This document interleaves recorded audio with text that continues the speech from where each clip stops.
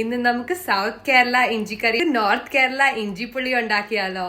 ഇതാണ് നമ്മുടെ സൗത്ത് കേരള ഇഞ്ചിക്കറി, ഇതാണ് നമ്മുടെ നോർത്ത് കേരള ഇഞ്ചിപ്പുളി. കാണാൻ രണ്ടും ഒരുപോലെ തന്നെ, പക്ഷെ ടേസ്റ്റിന് നല്ല ഡിഫറൻസ് ഉണ്ട്. കളറിലും കുറച്ച് ഡിഫറൻസ് ഉണ്ട്. ഡാർക്കർ കളറാണ്, ഇത് കുറച്ച് ലൈറ്റർ കളറാണ്. കൺസിസ്റ്റൻസിക്കും രണ്ടിനും കുറച്ച് ഡിഫറൻസ് ഉണ്ട്. സൗത്തിന്റെ വെർഷൻ കുറച്ച് തിക്കാണ് ആൻഡ് നോർത്തിന്റെ വെർഷൻ കുറച്ച് കൺസിസ്റ്റൻസി ലൂസാണ്. അപ്പൊ അതാണ് മേജർ ഡിഫറൻസ്. അപ്പൊ ഉണ്ടാക്കി നോക്കൂ രണ്ടും ആൻഡ് അഭിപ്രായം പറയൂ.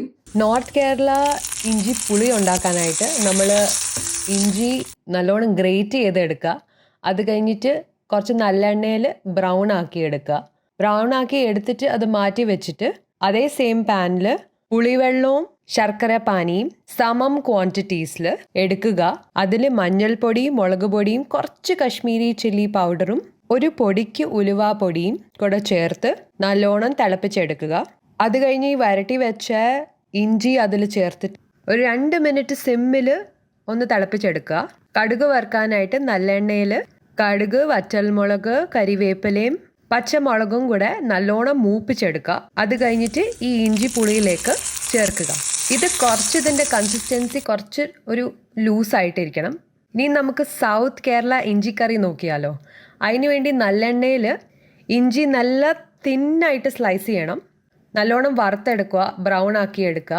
അത് കഴിഞ്ഞിട്ട് മിക്സിയിൽ ഇട്ട് പൊടിച്ചെടുക്കുക. ഇതിന് നമ്മൾ കടുക് ആദ്യമാണ് വറുക്കുന്നത്. നല്ലെണ്ണ എടുത്തിട്ട് കടുകും മുളകും പച്ചമുളകും കരിവേപ്പിലയും കൂടെ നല്ലോണം മൂപ്പിച്ചെടുക്കുക. അത് കഴിഞ്ഞിട്ട് പുളിവെള്ളം ചേർത്തിട്ട് മഞ്ഞൾപ്പൊടി, മുളക് പൊടി, കുറച്ച് കശ്മീരി ചില്ലി പൊടിയും കായവും കൂടെ ചേർത്ത് കൊടുക്കുക. പിന്നെ നമ്മൾ ഈ പൊടിച്ച് വെച്ച ഇഞ്ചി അതിൽ ചേർത്ത് കൊടുത്തിട്ട് ഒരു 2 സ്പൂൺ ശർക്കരയും കൂടെ ചേർത്ത് നല്ലോണം തിക്കാക്കി എടുക്കുക.